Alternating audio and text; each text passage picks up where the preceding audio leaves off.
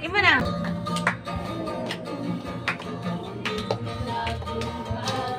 Kalangitan, ikaw ang Diyos na nabuhat sa kalibutan.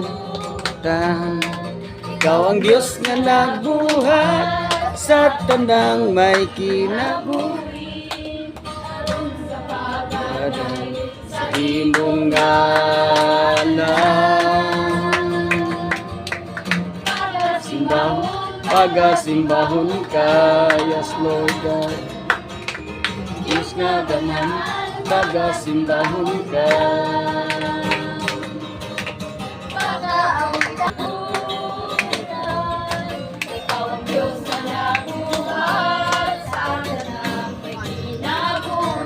Pagasimbahon ka. Diyos na ganahan, pagasimbahon ka. Pag-aawitan, pag-aawitan ka.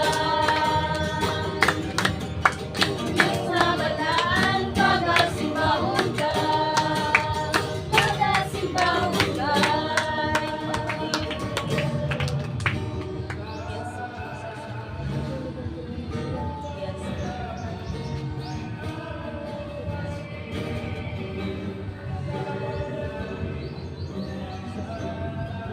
Corona ko nagidasok sa imong ulo, midagili amili mong dugo. Pagkagsaman labot sa lawas mo, kapusong sakit iantos mo, kaluwasan kaayuhan na ang kulto. Sa tulog kong corona mo, nagidasok sa imong ulo, midagili hamilin mong dugo. Matag sa malabot sa lawas mo, kapusog sakit iantos mo, kaluwasan kaayuhan ng kulto. O Diyos, ikaw lang, Jesus, ikaw lang ang mudawan sa among pagsimba. Imuan ka ng paglain, imuan ka ng tungod. Ang purong-purong sa himayan, ug kadungganan, imuan ka na. Imuan ka ng paglain, imuan ka ng tungod. Ang purong-purong sa himayan, ug kadungganan, kanimo ang tanan. Kanimo ang tanang pagdayon, kanimo ang tanang tumong himaya o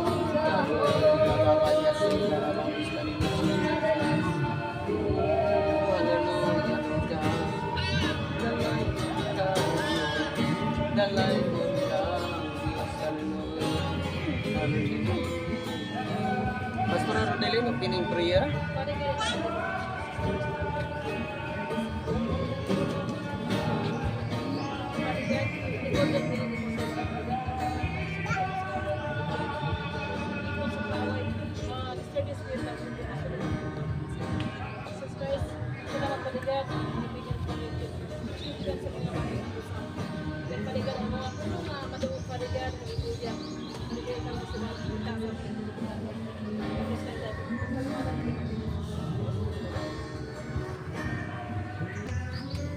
Men, andam na ba ang tanan mamatik sa pulong sa Ginoo? Lingkod ta.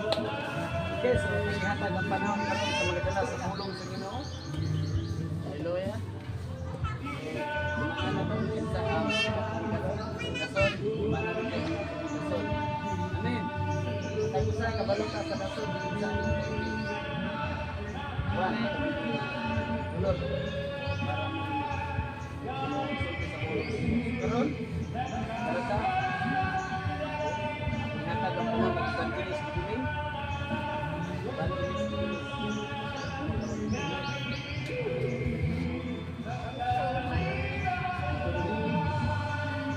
Di po niya.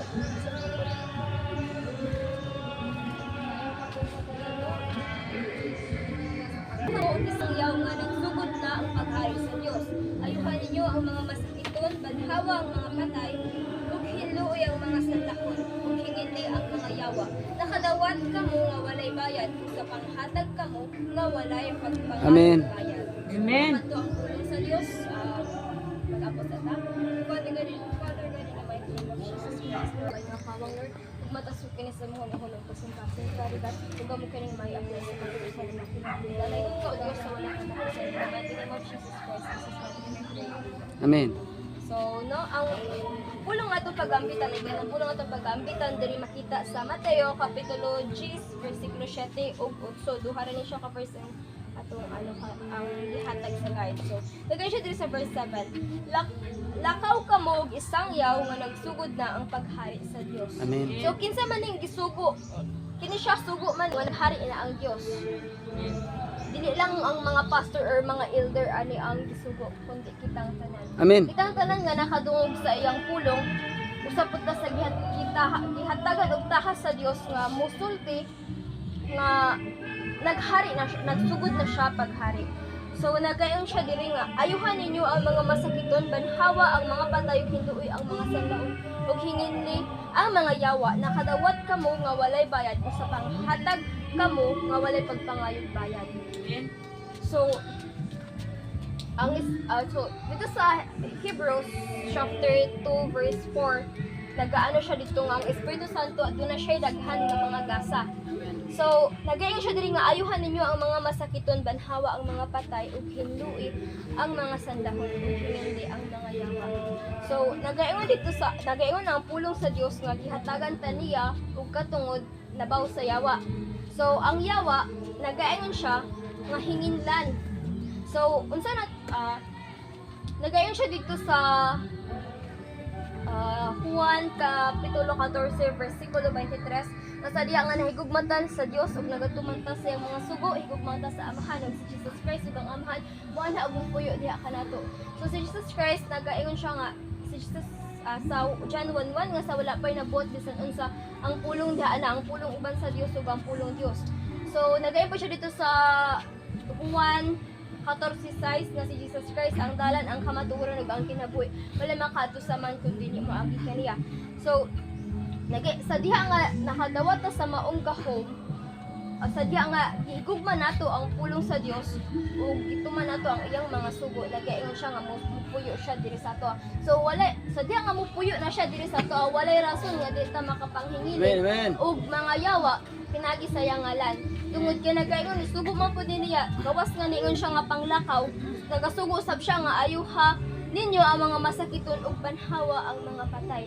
So ang giingon diri sa last nga nakadawat kamo nga walay bayad, sa panghatag kamo nga walay pagpangayog bayad. So ang healing nga giisgutan diri, wala siya nangayog bisan unsa nga kapalit.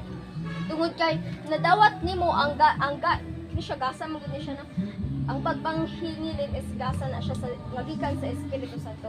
So sa diha nga nadawat nato na siya nga walay bayad, kinahanglan ipanghatag or i-share nato na siya sa uban nga nagkinahanglan nga walay pagpangayo og bayad. Tungod kay ang Dios ang nagsuguan na nga sa diha nga nakadawat man ta nga walay bayad, kinahanglan usab nato na siya ipanghatag nga walay pagpangayo or walay pagpangayo og kanang something gani nga in return sa imong pagbuhat, sa imong pag-ayo nga sakit. Tungod kay sa diha nga buhaton nato nga nakadawat nga walay bayad ug manghatag sabta nga walay bayad, kanang magpadayon ng Dios nga magpamuhat ug magapadayon siya Amen. magpakita og mga dagko ug kahibulongan nga mga butang sa diha nga nilihok ta, sa diha nga ni trabaho ta sa iyang gisugo nga walay pagpangayo ug bayad. So, or na ako kuya naglabas sa'yo, di ba? Amen. Kasi salamat. Kaya salamat ka regard ng mga Jesus Christ na matay sa protection ng Diyos kamato sa mga uli karulog na makapabilin nila ang mga balang mga tulad ng mga protect kahit ng nasa nasa mga panood na safety ka nila ng Jesus Christ. Amen. God bless sa tanan.